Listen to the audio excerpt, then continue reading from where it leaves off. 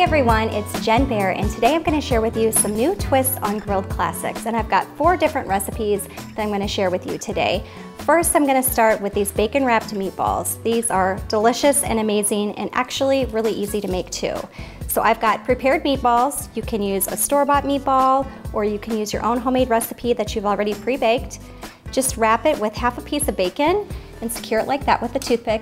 Now I'm also going to show you portobello mushrooms. And the thing I love about portobello mushrooms is you can use it as a side dish, you could accompany it with a steak, or you can have it as a burger in place of your meat.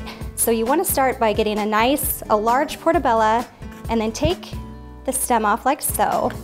Now you never want to wash these or put them in under the water because they will absorb everything and they'll kind of be soggy when you're grilling them. So you really just want to use a mushroom brush to brush off any dirt or excess.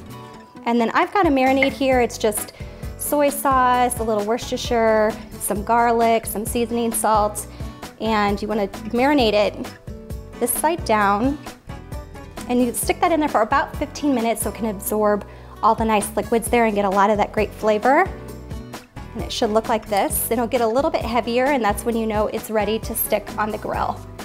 Okay, next I've got a great twist on a baked potato. I've already pre-cut this in about 5 slits, and I'm simply going to take this Johnny's roasted garlic and herb sauce, and I'm going to pour this down in each of the slits here. You want to get it nice and juicy so it's got a lot of that great flavor. Now, the additional twist we've got here is we're going to wrap it with bacon, and everything is better with bacon, right? A little bit messy, but I promise it's worth it because it tastes so good. Now, the easy thing about this is it looks quite messy, but we're gonna get it nice and neat. We're actually gonna wrap it in a piece of foil, and we'll stick it on the grill just like this. And everything cooks up nice and neat in the foil. And then finally, I've got a black bean burger, and this can be a little intimidating to people if they haven't worked with black beans before, but it's really easy and it's actually very delicious as well. So I just took a couple cans of black beans and mashed them, put them together with some egg, a little bit of breadcrumbs, and some seasoning salt. And then we're just gonna make those into patties just like that. They do get a little bit messy, but I promise they cook up very nicely. And one thing about the black bean burgers, they're not gonna shrink up like a traditional hamburger would, so you want to make sure the patties are the same size that you want them to be when you're serving them. And then finally, we're gonna just finish up with a little bit of seasoning salt. We'll add to our portobello mushroom burgers and also to our black bean burgers. And you'll season those just like you would any other steak or chicken or anything you put on the grill. Okay, that's it. Let's go head to the grill.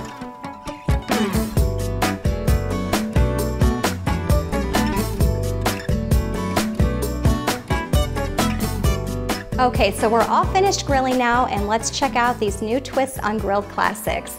First, we had the meatballs. As you remember, I used a homemade meatball recipe, but you can even use a store-bought meatball and just wrap it in bacon. They look delicious and they browned up really nicely.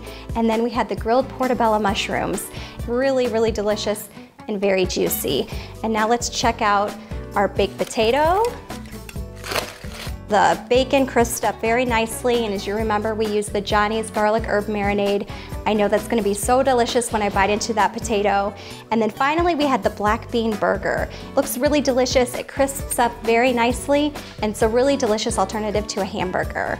So that's it, our new twists on grilled classics. If you'd like the detailed recipes or more tips and tricks for around the home, visit my website, jenbear.com.